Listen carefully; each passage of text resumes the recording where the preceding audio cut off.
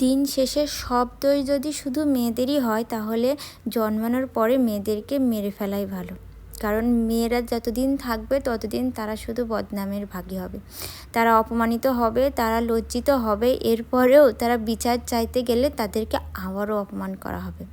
আমরা না ধর্ষণ হওয়ার আগে কখনো বিচার করি না, ধর্ষণ হওয়ার পরে যখন সেই মানুষটাকে মেরে ফেলে দেওয়া হয় তখন আমরা মানববন্ধন করি।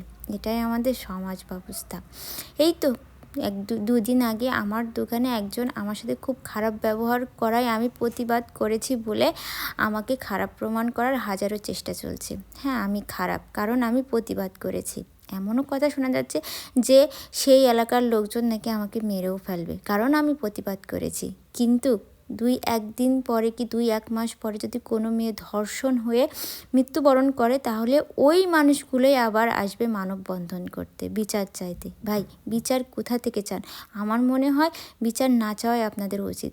যখন একজন মানুষ একটা মেয়ের সাথে খারাপ ব্যবহার করছে, সেটার প্রতিবাদ আপনারা না করে তখন আপনারা প্রতিবাদ করছেন যখন সেই মানুষটা মরে গেল। লাশের কি কোনো দিন প্রতিবাদ হয়?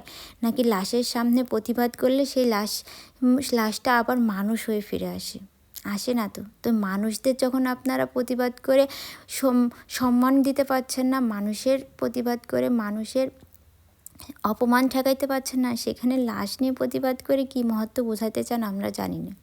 বর্তমান সব পুরুষ এক, দুনিয়াতে সব পুরুষই এক, যেটা আমি আবারও প্রমাণ পেলাম। আমি যদি ব্যবসা করতে না চাইতাম তাহলে আমি এটা হয়তো জানতামও না, বুঝতামও না। কারণ একজন পুরুষ বিপদে পড়লে হাজারো পুরুষ তার সামনে ঢাল হয়ে দাঁড়ায়, কিন্তু একজন মেয়ে বিপদে পড়লে একজন পুরুষও এগিয়ে আসে না।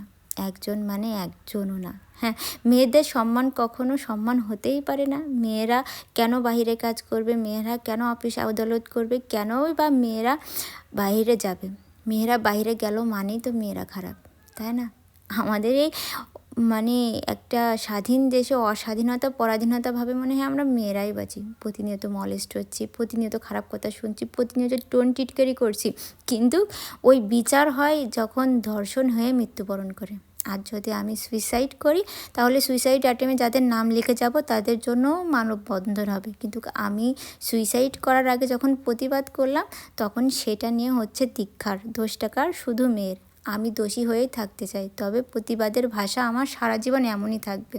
2টা দিন মনের ভিতর অনেক কথা জমা হয়েছিল, ভার হয়েছিল, তাই কিছুটা আপনাদের সাথে শেয়ার করলাম। আমি ভালো নেই।